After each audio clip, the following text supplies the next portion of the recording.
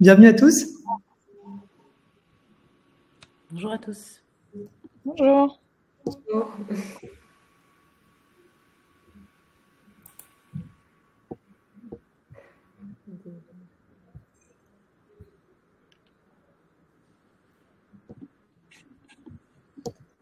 On va attendre une petite minute avant de démarrer, le temps que tout le monde puisse s'installer tranquillement. Puis après, on pourra démarrer ce webinaire. C'est sur la solitude des DRH, mais comme du coup, on est de plus en plus nombreux sur ce webinaire, a priori, on est de moins en moins seuls. C'est plutôt réjouissant, du coup. Ça va, Constance, je fais pas trop de blagues? Non, ça va. Je vais supporter. Tu lèves la main quand c'est trop pour toi, ok? D'accord, je te fais signe. Armelle, si tu en veux plus, tu fais un pouce vers le haut. D'accord? Pas de souci.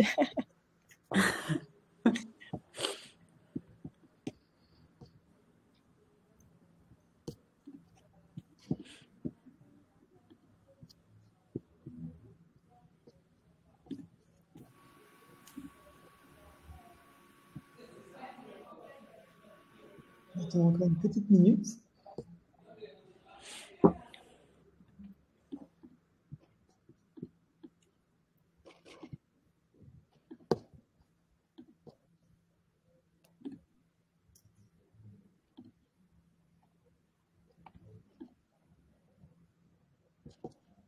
Bonjour à tous ceux qui viennent de nous rejoindre.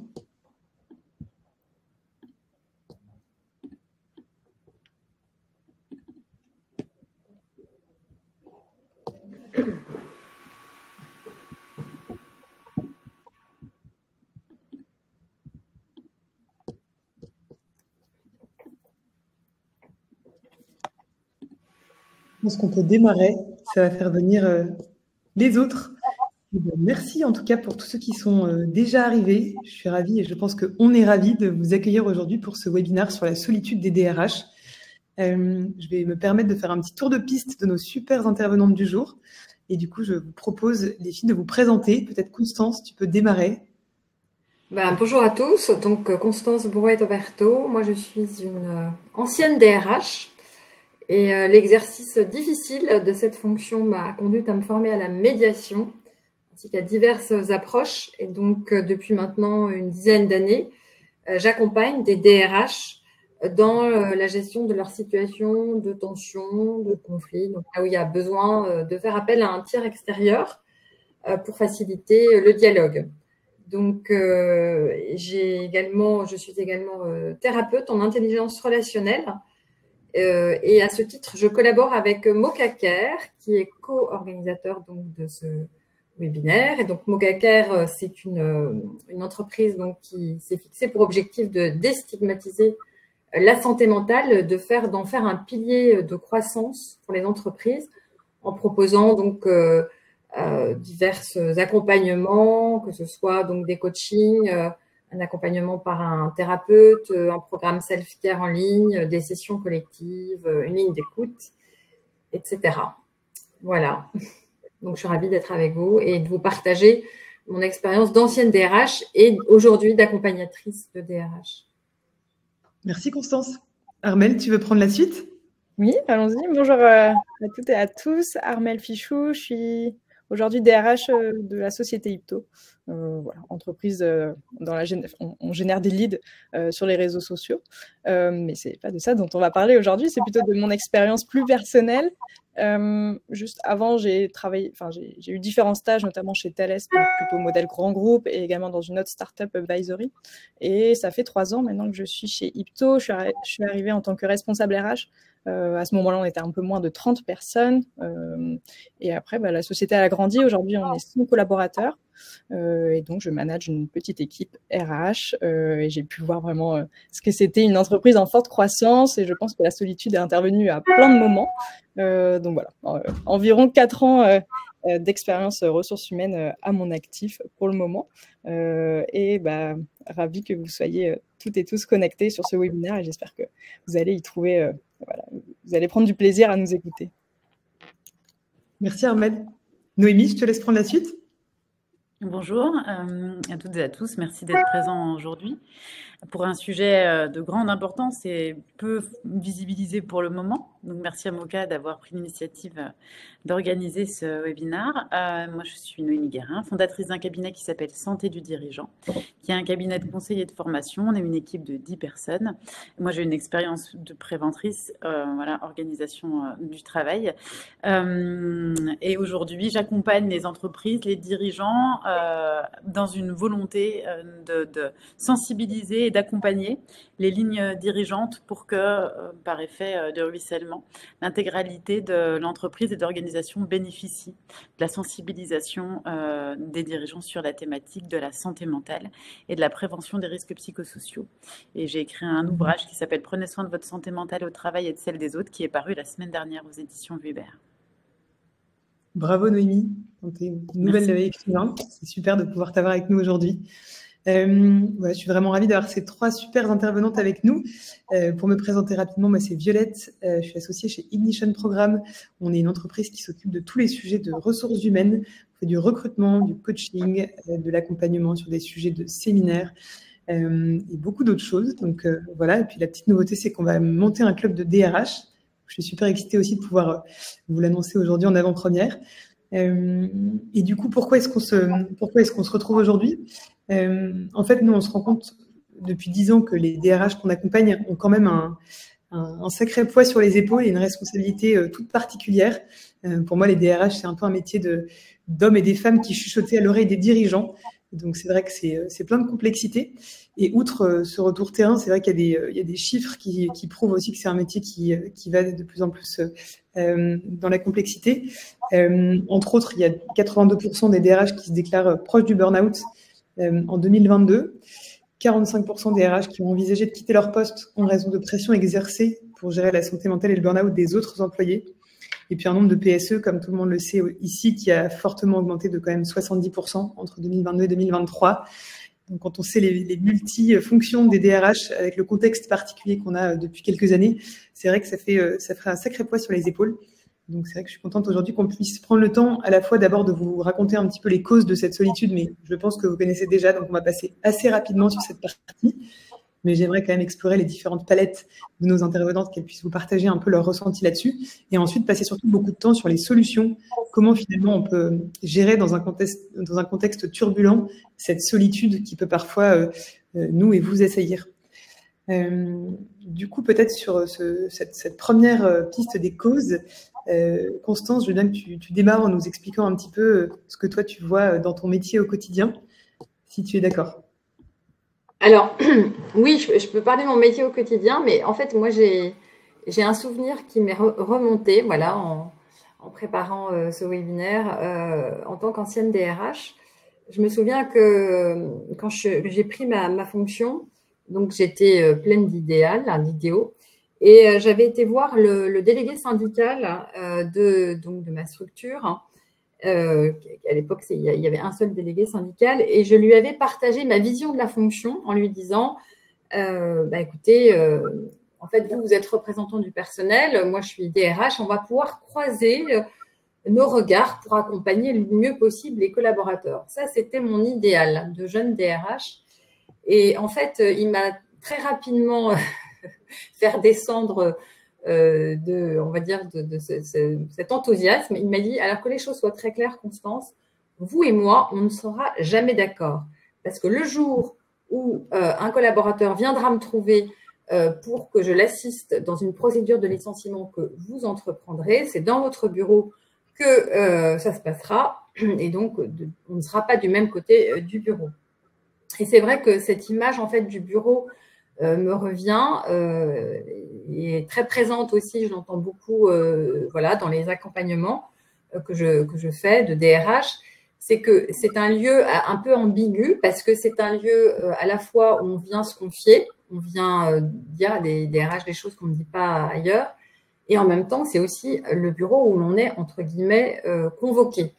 Souvent le DRH il est un peu associé à celui qui va annoncer les mauvaises nouvelles. Donc c'est toute cette difficulté en fait et cette solitude pour moi de naviguer entre ces deux, voilà, ces deux lieux. Un lieu où on peut se sentir bien et un lieu où on peut se sentir mal. Donc, c'est vraiment un travail d'équilibriste. Et en fait, pour moi, le DRH n'est ni complètement de ce côté, ni complètement d'un côté, ni complètement du côté des collaborateurs, ni complètement du côté de la direction. Et l'expression aussi que m'avait employé ce délégué syndical, c'était « vous serez toujours le bras armé de la direction ». Donc, voilà, pour moi, c'est vraiment un souvenir qui a été marquant. Et cette difficulté à trouver sa juste place, en fait. Et c'est pour ça que, voilà, j'ai vraiment eu envie aussi de les accompagner dans ce travail d'équilibriste pour pas qu'ils restent dans cette solitude-là. Merci Constance. Armelle, je t'ai vu sourire de nombreuses fois, peut-être des petits souvenirs de ta situation actuelle. Est-ce que tu peux témoigner aussi de ton quotidien pour nous en dire un peu plus sur comment tu vis, toi, cette solitude?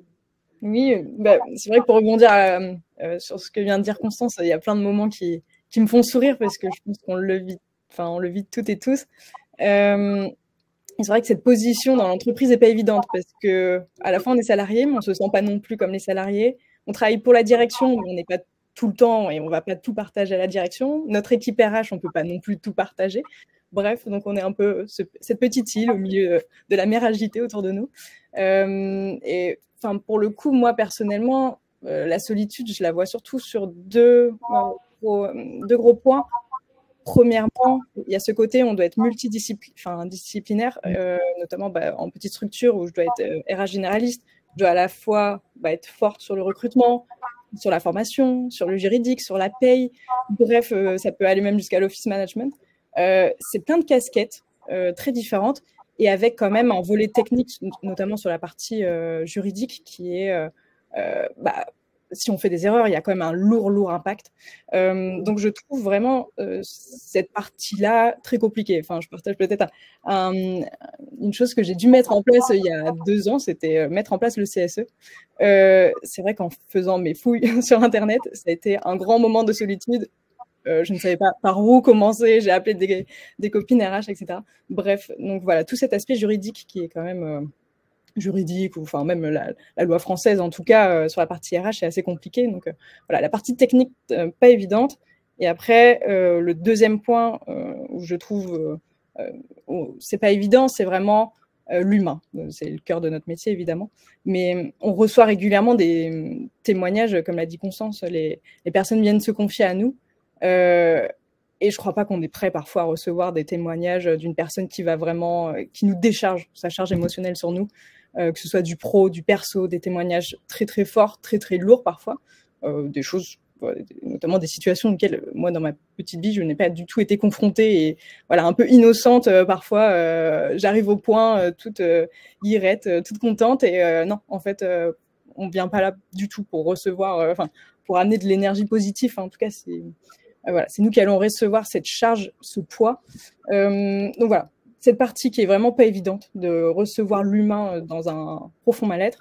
Et après, il y a ce côté derrière, gérer la confidentialité qui est évidemment pas facile parce que parfois le collaborateur il vient nous voir et nous dit mais surtout tu n'en parles pas.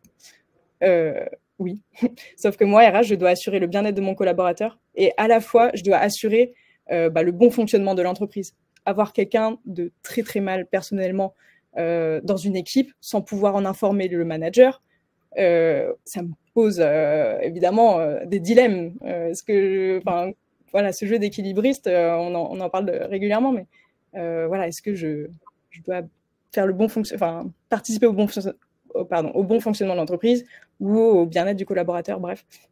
Donc bon, c'est parfois plein de questions, et voilà, ce poids du secret parfois qui est assez lourd à gérer.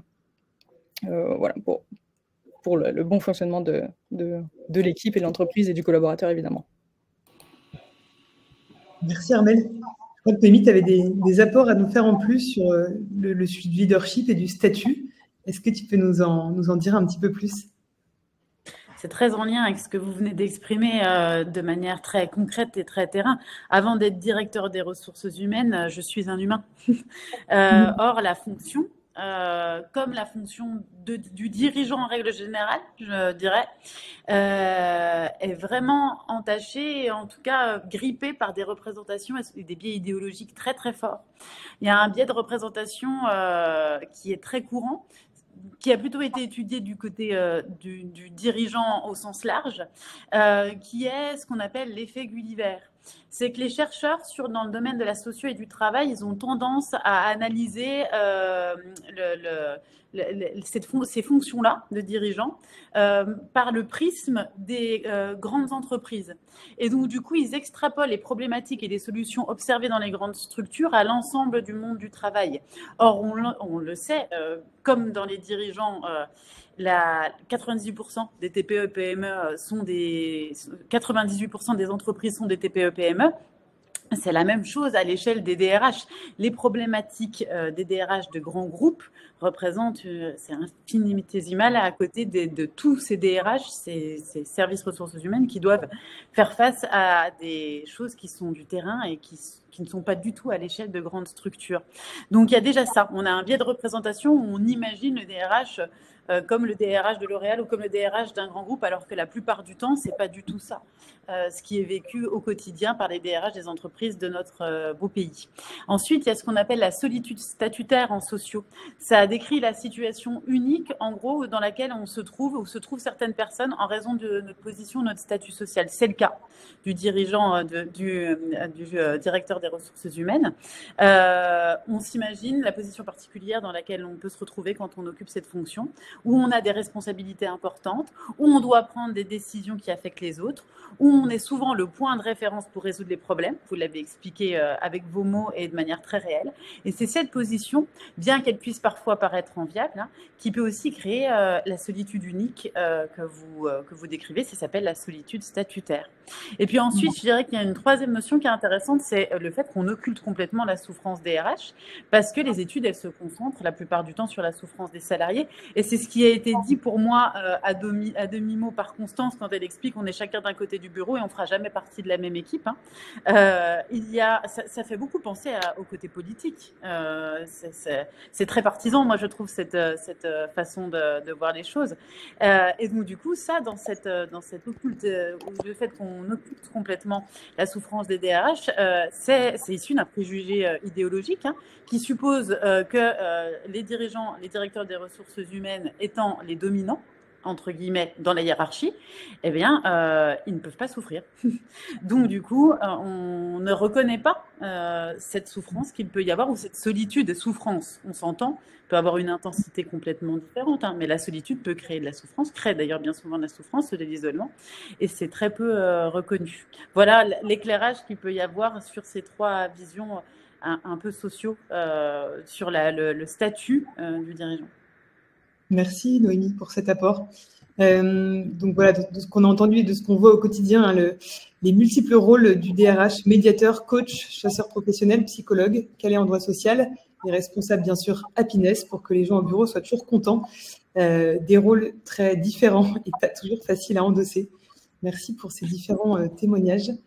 Et du coup, je vous propose de passer du coup aux stratégies pour combattre ce sentiment de solitude, parce que là, avec tout ce qu'on vient de dire, peut-être qu'on est un petit peu plombé. Puis en plus, on a l'estomac un peu vide avant de tourner. Donc, je vous propose de passer à quelque chose d'un peu plus joyeux, c'est-à-dire comment finalement on peut réussir à se sortir de ce sujet de statut, de posture, et puis de sentiment de souffrance ou de solitude.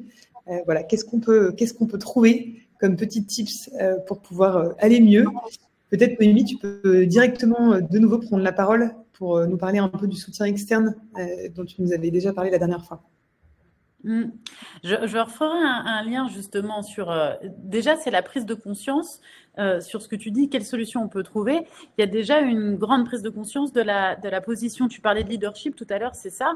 On parlait de la souffrance qui n'était pas reconnue par l'extérieur, mais est-ce que nous, en tant que directeur des ressources humaines, on s'autorise à s'exprimer?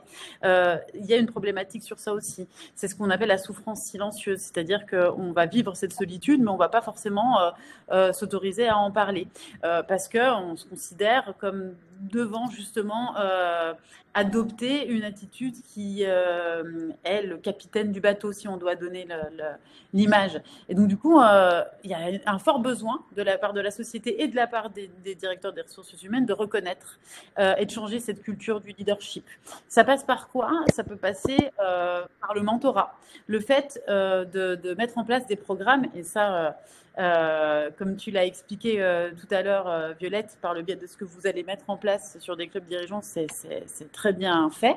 Mettre en place des programmes qui permettent aux dirigeants, aux managers, aux directeurs des ressources humaines de bénéficier d'expériences professionnelles de plus aguerries. Et donc, du coup, de mettre en place aussi, ça va de pair, je trouve, avec des figures inspirantes, des personnes qui ont fait preuve d'authenticité, de vulnérabilité, qui ont pu exprimer justement le fait qu'ils se sentaient seuls et qui peuvent le partager avec d'autres personnes. Et ça, ces figures inspirantes, ça peut être intégré via des conférences, des webinaires, des ateliers, bref, ça doit faire partie de la culture de l'entreprise. Il y a une autre notion aussi qui est, pour moi, la notion de la paire aidance. On peut... tu as cité quelque chose que j'ai noté, 42% des DRH sont proches du burn-out. On a aussi des DRH qui ont vécu le burn-out et qui aujourd'hui peuvent témoigner de leur expérience, parce que ça reste une expérience, le trouble psychique, qu'on peut tous connaître. Moi, j'aime beaucoup réexpliquer qu'en fait, il n'y a pas une ligne qui sépare les gens qui vivent sans trouble psychique des gens qui vivent avec des troubles psychiques. Hein. C'est un continuum. On y passe tous à un moment donné, plus ou moins intensément dans notre vie, mais on est tous concernés par le sujet. Et donc, du coup, de faire de ces personnes qui ont traversé le burn-out, des personnes qui s'expriment sur le sujet, l'idéal étant des personnes qui étaient directeurs des ressources humaines et qui le sont toujours après leur burn-out, ce qui est plus compliqué à trouver, puisque comme on se pousse à bout, très souvent, après, on fait une réorientation professionnelle où on change de cap. Mais ce qui est intéressant, c'est d'avoir des gens qui l'ont vécu et qui peuvent en parler pour voilà, partager ça, donner des signes et de précurseurs, même si très souvent, quand on fonce dans le mur, on le sait, mais on n'a pas forcément la capacité de s'arrêter à temps. Et puis aussi de dire que voilà, on peut passer par là sans remettre et on peut mettre en place des choses pour éviter d'arriver jusque-là. Voilà sur la première partie de réponse par rapport à ça. Voilà, Merci Noémie. Et peut-être pour le mentorat, pour entrer un tout petit peu dans le détail, parce que peut-être il y en a certains d'entre vous qui disent mais du coup comment je trouve un mentor, à quoi ça ressemble, etc. Ceux qui ont des fonds d'investissement derrière eux, qui les backent financièrement, parfois il y a des DRH dans les fonds qui acceptent de mentorer. Du coup, les DRH des startups, ça c'est une possibilité. Vous pouvez carrément demander au fond. Ensuite, il y a aussi le côté un peu ballsy, d'y aller au culot, c'est-à-dire contacter sur LinkedIn des DRH qui vous inspirent et qui sont un peu plus expérimentés que vous et dire ok, est-ce que tu accepterais qu'on se fasse un déj par trimestre pour que tu me fasses des effets miroirs, que tu puisses me mentorer. Et puis il y a les mentorats payants, évidemment. Donc il y a vraiment cette possibilité assez infinie de solutions. Donc n'hésitez pas vraiment. Moi j'ai souvent demandé comme ça sur LinkedIn et finalement les gens sont super ok pour partager parce que eux-mêmes ont souvent été aidés quand ils étaient plus jeunes dans leur carrière. Et je pense que dans ce métier si humain, c'est rare que quelqu'un, évidemment, sauf s'il a ses grosses priorités, nous ferme la porte. Donc voilà, osons demander aussi un peu de l'aide via des réseaux et via LinkedIn. Je pense que ça peut être assez puissant. Merci. On a deux exemples ici quand même d'Armelle et Constance qui ont vécu ce métier et qui peuvent être voilà, tout à fait figure de ce concept de mentorat à l'échelle de ce qu'on fait aujourd'hui. Tout à fait. Vous pouvez tous contacter Armelle et Constance après le c'est ça. Donc, du coup, faire un burn-out de demande. Voilà, c'est ça va se passer. Allez-y quand même, Molo. Constance, tu voulais nous partager aussi quelques tips pour se préserver et un peu travailler sur soi et sa posture. Est-ce que tu peux nous en dire plus ? Oui, alors effectivement, pour sortir de cette souffrance silencieuse dont parle Noémie et pas éviter d'arriver au burn-out, déjà c'est commencer par la nommer et donc la nommer, c'est-à-dire pouvoir en parler, alors se faire accompagner et pas attendre effectivement d'arriver à l'extrême de l'extrême. Et moi ça me frappe notamment avec Moka, ce que je trouve super dans le dispositif que propose Moka, c'est que comme ça s'adresse à tous les collaborateurs, Moka Care rappelle régulièrement aux RH que ce sont aussi des collaborateurs et qu'ils ont besoin eux aussi d'être accompagnés. Et c'est toujours intéressant de voir quand ils osent prendre rendez-vous, comme ils arrivent sur la pointe des pieds. Donc ne pas attendre le point de rupture, mais aller en parler pas hésiter à se faire accompagner individuellement. C'est faire appel aussi à des tiers extérieurs. Alors là, je vais mettre ma casquette de médiatrice. Y a des DRH qui ont tout à fait la culture de faire appel à un tiers extérieur et d'autres qui n'osent pas parce que c'est presque honteux de demander de l'aide. Et si je fais appel à un tiers extérieur, c'est que je vais être vue par la direction ou par mes collaborateurs en interne comme étant quelqu'un qui ne sait pas faire avec la souffrance, qui ne sait pas faire avec le conflit. Or, comme on l'a dit au début, il y a un moment, c'est là aussi la limite de la fonction et de la manière dont on est perçu. On n'est pas complètement d'un côté ni complètement de l'autre. Et justement, en tout cas, on n'est pas perçu comme un tiers extérieur. Et c'est pour ça que c'est important de se faire accompagner sur des situations où justement on a besoin d'avoir un regard extérieur et de réfléchir pour éviter d'aller directement à la solution. Donc notamment la médiation peut être ou le coaching ou voilà d'autres types d'accompagnement. Ce qui me semble aussi très important pour justement ne pas se voir comme un funambule sur le fil, c'est se dire comment je peux travailler cette posture tout à fait particulière qui est celle du DRH. Donc cette posture de neutralité et cette question aussi de comment je travaille mon empathie. Parce qu'Armelle disait effectivement à quel point c'est compliqué. Elle parle de décharge émotionnelle. On entend à quel point ça peut être lourd. Moi, j'ai évidemment des souvenirs assez intenses de ça. Donc, comment on peut travailler sa neutralité, son empathie, à ne pas confondre avec la sympathie, c'est pas pareil. C'est notamment en se formant. Donc, il y a des formations à l'intelligence émotionnelle, à la gestion des conflits. Et c'est très intéressant parce que moi, je vois beaucoup de DRH dans ces formations-là. Et d'ailleurs, c'est des lieux d'échange très intéressants, où les personnes peuvent… on voit ces moments où on se rend compte que justement, on n'est pas seul et on traverse les mêmes difficultés. Donc, pour travailler cette posture de juste distance. Et puis, ce qui me semble très important par rapport à la question de cette décharge émotionnelle, et dans décharge, il y a charge, c'est donc travailler sur sa charge, donc se faire accompagner individuellement, mais c'est surtout quand on entend la charge des autres, la charge émotionnelle des autres, c'est travailler, être vigilant sur ne pas devenir le sauveur.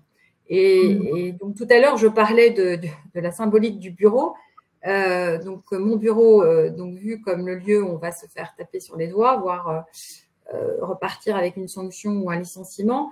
Et l'expression bureau des pleurs, que moi j'ai pu entendre, je crois qu'Armelle l'entend aussi, la direction générale me disait « Ah Constance, on va mettre sur votre bureau, quand j'étais DRH, l'affiche ici, bureau des pleurs ». Alors il ne faut surtout pas devenir le bureau des pleurs, parce que le bureau des pleurs, ça n'a aucun intérêt d'être le bureau des pleurs, parce que, ok, on a pleuré, et après, qu'est-ce qu'on en fait de ces pleurs? C'est le DRH qui rentre le soir avec les pleurs de tout le monde, et il les met où? Il en fait quoi? Donc, c'est important de travailler justement sur comment on est perçu. Et pour ça, alors, quand on reçoit un collaborateur, moi, ce que je préconise, bien sûr, c'est de savoir l'écouter, d'être vraiment dans une écoute active, et ça s'apprend, ça se travaille. Mais c'est de se poser la question, quand on reçoit une confidence, et de dire à la personne, mais finalement, qu'est-ce qui fait que ce que vous me dites là, vous me le dites à moi, et qu'est-ce que vous attendez de moi? Voilà. Parce qu'il y a un peu cette idée que je viens, je dépose mon fardeau et voilà, et c'est la DRH, c'est le DRH qui va s'en occuper. C'est son job. Eh bien non, c'est un job commun. On va effectivement aider la personne et c'est un job aussi en interne de tous les acteurs. Donc non, il faut décrocher la pancarte bureau des pleurs et faire en sorte qu'il y ait une culture aussi du dialogue qui se développe dans l'entreprise où justement l'émotion, elle peut se nommer avec son manager, avec ses collègues et ce n'est pas uniquement dans le bureau de DRH que ça va pouvoir se traiter. Voilà, quelques tips, comme tu dis. Merci beaucoup, Constance, pour cet apport. C'était super riche. Est-ce qu'Armelle, tu peux un peu compléter tout ça pour nous dire ce que toi, tu mets en place dans ton quotidien de façon très concrète, pour donner plein d'exemples? à ceux qui nous Oui. Tout à l'heure, Noémie parlait du mentorat. J'ai pas eu la chance pour l'instant d'être accompagnée par quelqu'un, mais en tout cas, ce côté partage de pairs, je le trouve super important. C'est quelque chose qui est pas facile. En tout cas, dans l'entreprise, personnellement, je trouve pas forcément de pairs. Je vais pas parler au marketing, aux sales, etc. La plupart de nos sujets, quand même, sont confidentiels. Donc, on doit absolument être une tombe. Parler à nos dirigeants, c'est compliqué. Parler à notre équipe, on peut pas non plus. Parler à nos amis, bon, il y a la confidentialité. Et en plus, la plupart, bon, ça au-dessus de la tête quand même, ça n'intéresse pas tout le monde quand même, nos sujets. Et donc, bon, comment j'évacue ça, comment j'apprends des autres, etc. Et ça fait 1 an que j'essaye notamment d'intégrer que ce soit des clubs. Donc avec Violette, j'ai pu participer à une formation DRH organisée par Ignition Programme, mais ça permet vraiment de rencontrer d'autres personnes qui vivent les mêmes situations, parler de nos outils, bref. Donc c'est vraiment du partage de connaissances et bon, on vit globalement les mêmes choses. Et ce qui est assez étonnant, c'est que tout à l'heure, je parlais des sujets techniques, mais c'est même pas la technique dont on parle, c'est vraiment des sujets humains en mode oh, il m'est arrivé ça, comment je dois gérer. Donc voilà, en tout cas, participer à des clubs comme ça, je trouve ça vraiment chouette.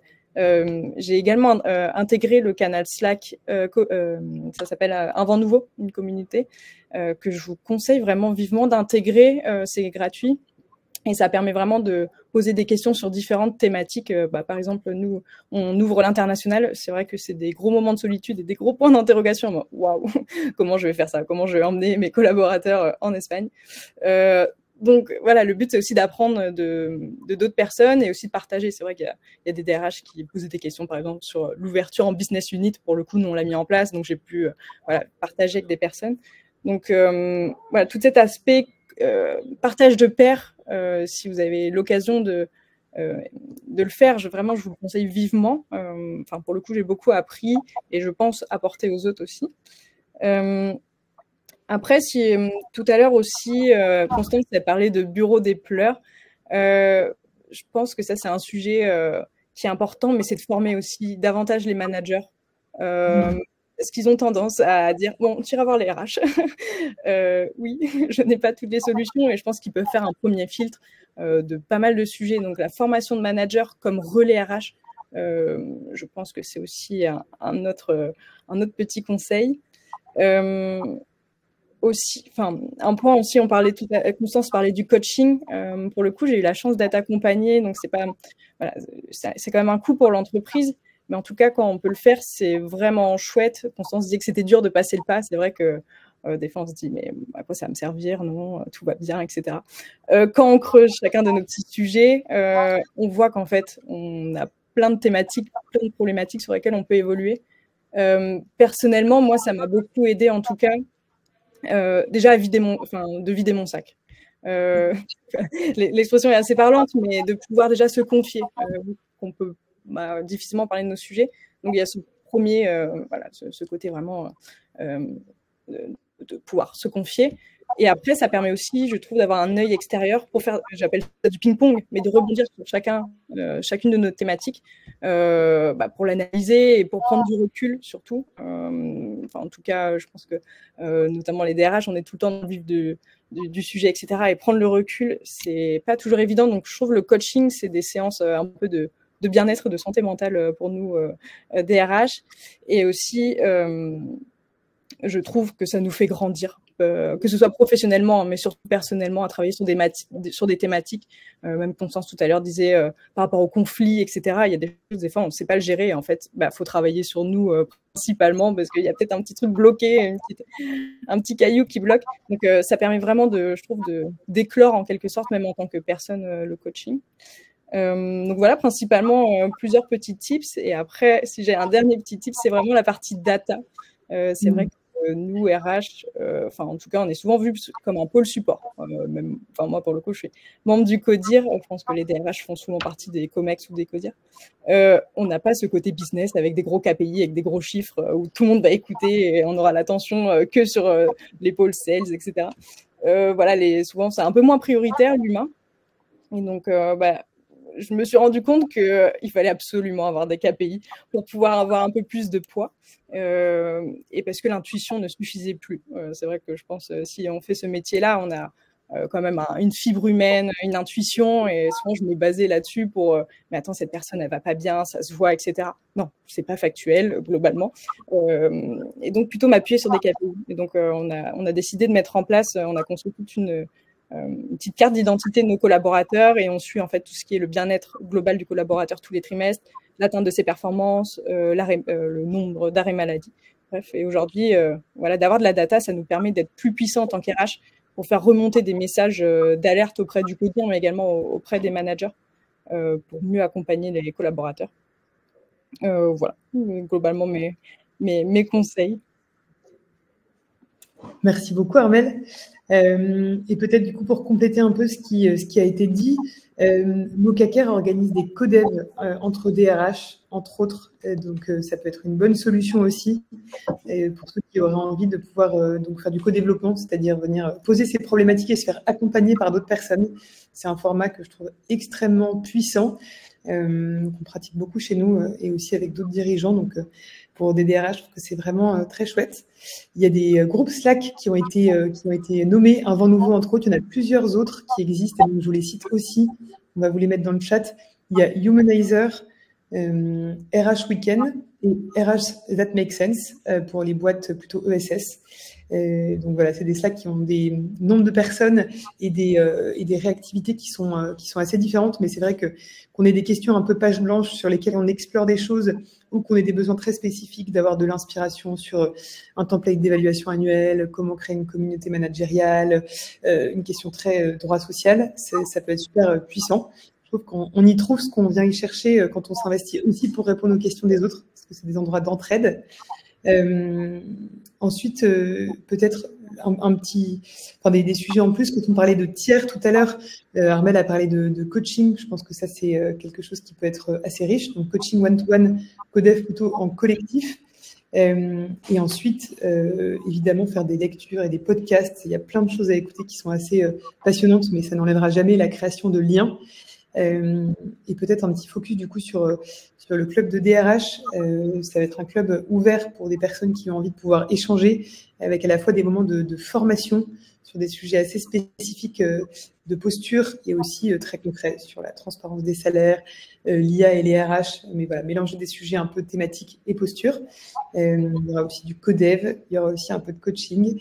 Donc je pense que ça va être très joyeux, c'est en cours de création. Et puis, on va aussi vous envoyer par mail un guide qu'on a écrit qui s'appelle le guide pour maximiser l'impact des DRH, qui recense beaucoup de solutions, y compris le côté comment avoir une approche plus business dont parlait Armelle, et d'autres solutions. Donc, voilà ce qu'on peut vous partager un peu sur ce qu'on a pu voir sur le terrain.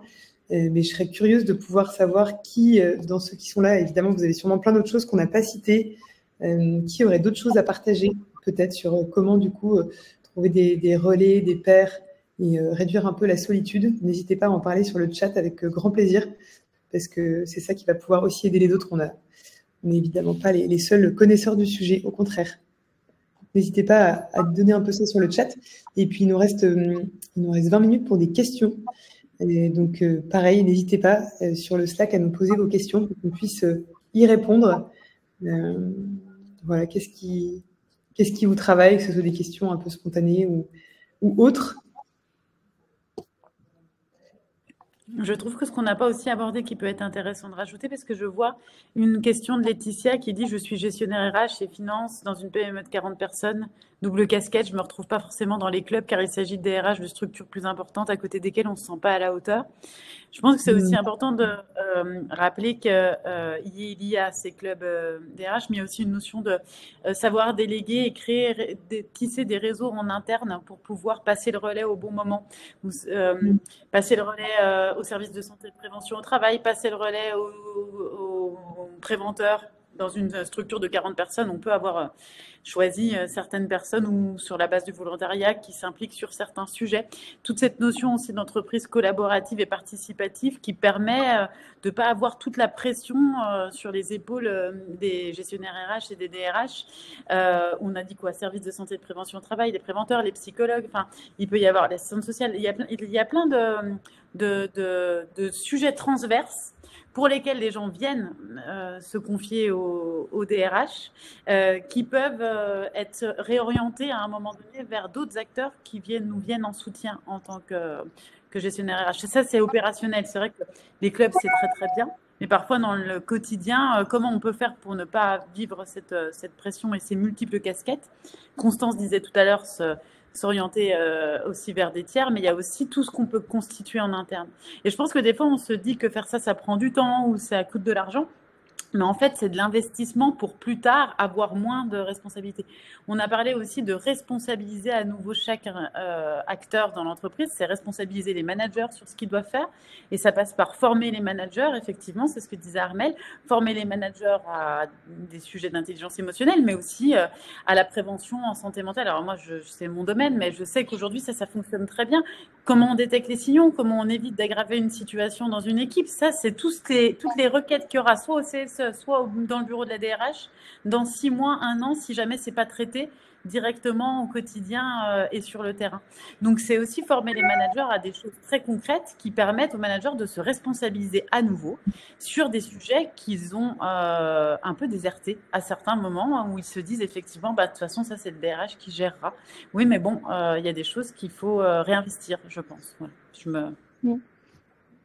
C'est un excellent point, Noémie. C'est vrai qu'il y a un sujet de périmètre, en fait. Je trouve que parfois, le périmètre de la DRH est tellement large qu'on a l'impression que tout vient dans sa banette. Et du coup, il y a une vraie question sur c'est quoi la place du dirigeant, c'est quoi la place des managers, et du coup, comment on crée cette communauté managériale qui devient un relais et du coup, le bras armé de la DRH. Pour moi, ça devrait se passer comme ça.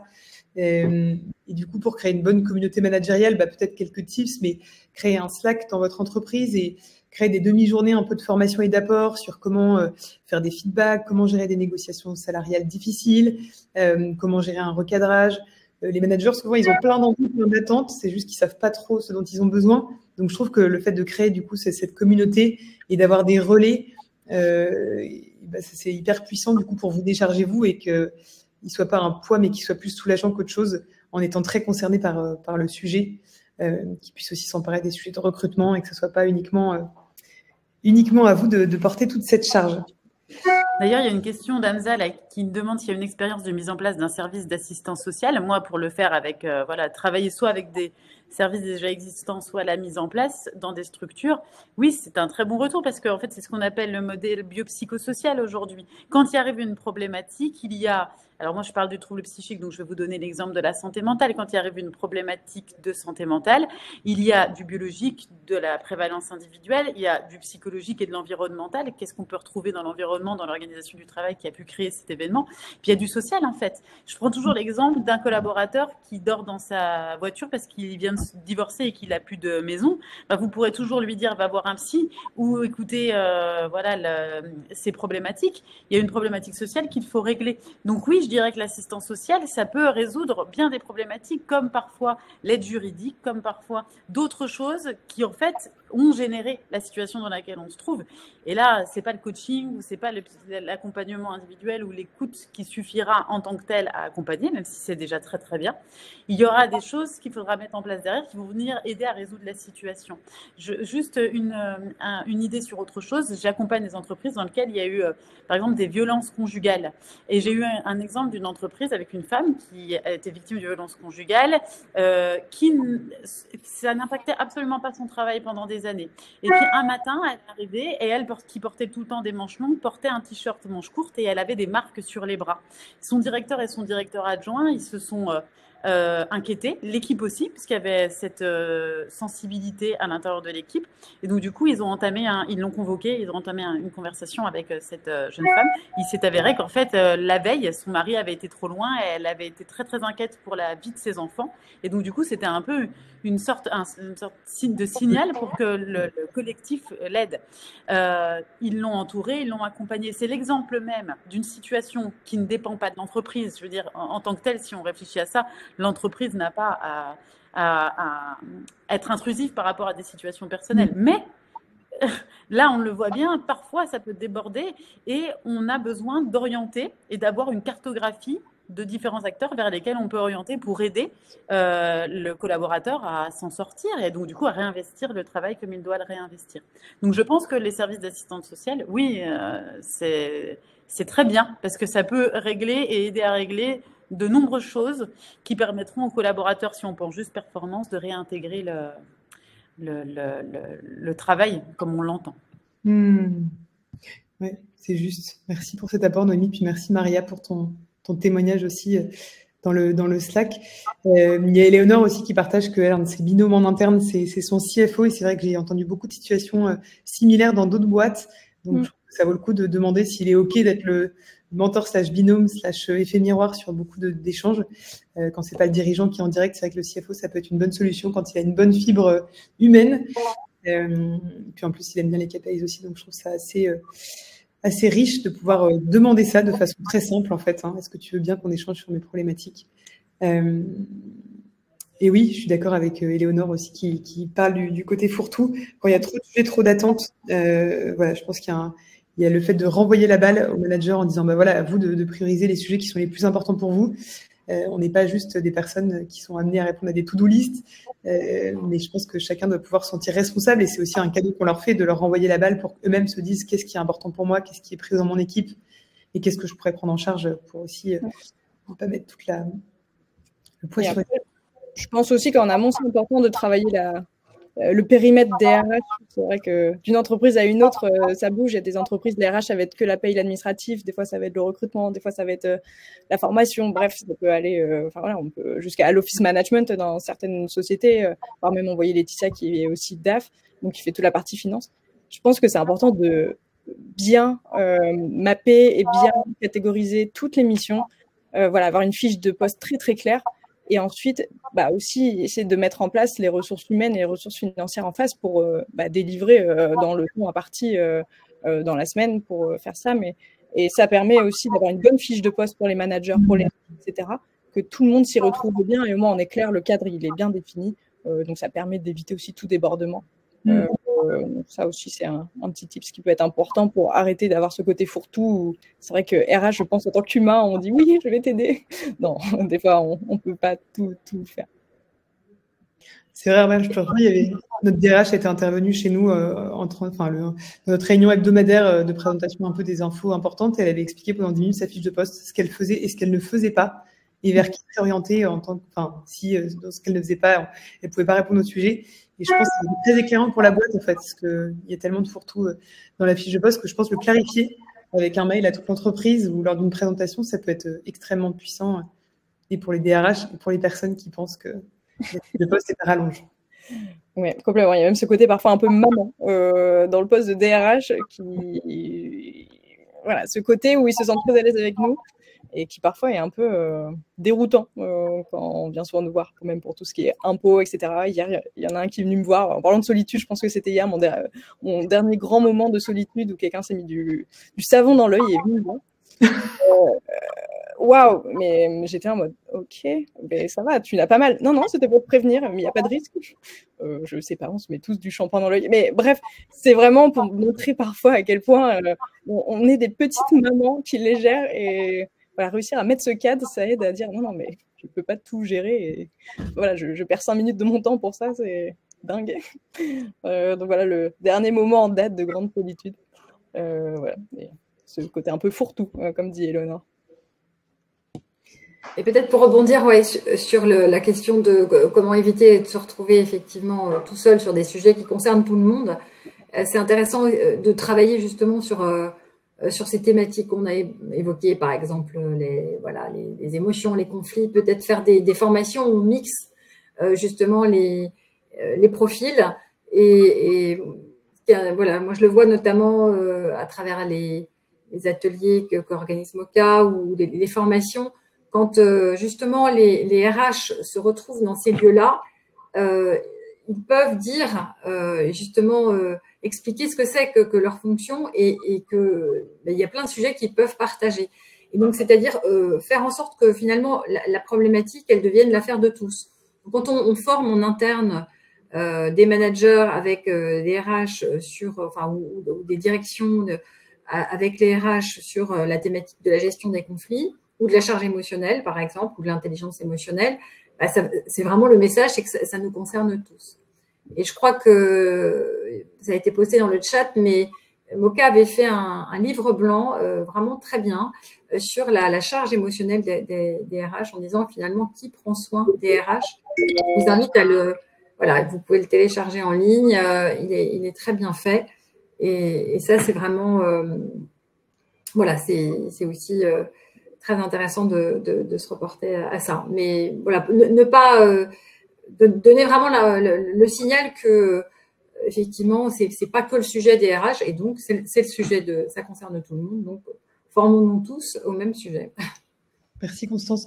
Je vois juste 2 questions auxquelles peut-être vous pourriez répondre, ceux qui sont dans le chat et qui connaissent un peu ces sujets-là. Il y a Maria qui dit qu'en plus de sa solitude, elle se retrouve souvent isolée au sein du département RH monde de son entreprise parce qu'elle passe plus de temps sur les questions légales par rapport aux autres. Est-ce qu'il y a d'autres personnes ici dans le chat, dans les participants qui sont dans cette situation et qui pourraient répondre un peu à Maria pour lui donner soit des tips, soit voilà, même proposer éventuellement un échange. Je trouverais ça sympa pour pouvoir voilà, répondre à sa question. Et peut-être Hamza avait une autre question. Quelqu'un a-t-il une expérience de mise en place d'un service ou d'une sollicitation d'assistante sociale? Pareil, si vous avez réponse à ces 2 questions, n'hésitez pas à répondre dans le chat en direct ou sur LinkedIn à ces personnes-là pour pouvoir les aider. Même si je pense, du coup, Hamza et Maria, que si vous voulez rejoindre les Slack dont on a parlé, ça peut être super riche pour vous parce que c'est typiquement le genre de questions qui sont posées et où, du coup, vous pouvez avoir entre 2 et 10 réponses. Et donc, je trouve que c'est ça qui est super, super riche. Eh ben, super, merci Éléonore. Éléonore propose une mise en lien. Voilà, c'est ça qu'on aime, le combat contre la solitude. Donc ça, c'est canon. Parce qu'elle a le même besoin. Est-ce qu'il y a d'autres questions, d'autres remarques, interrogations? N'hésitez pas, vraiment, c'est vivant quand vous parlez. Donc n'hésitez pas à les partager dans le chat. Et puis s'il n'y a pas plus d'autres sujets ou besoins, on va pouvoir clôturer tranquillement l'événement. Est-ce qu'il y a une dernière question ou interrogation qui vous vient?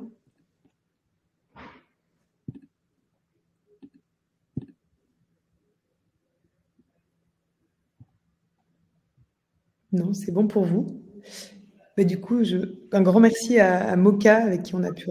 Ah, super, Karine. Génial. Karine nous sauve avec une question.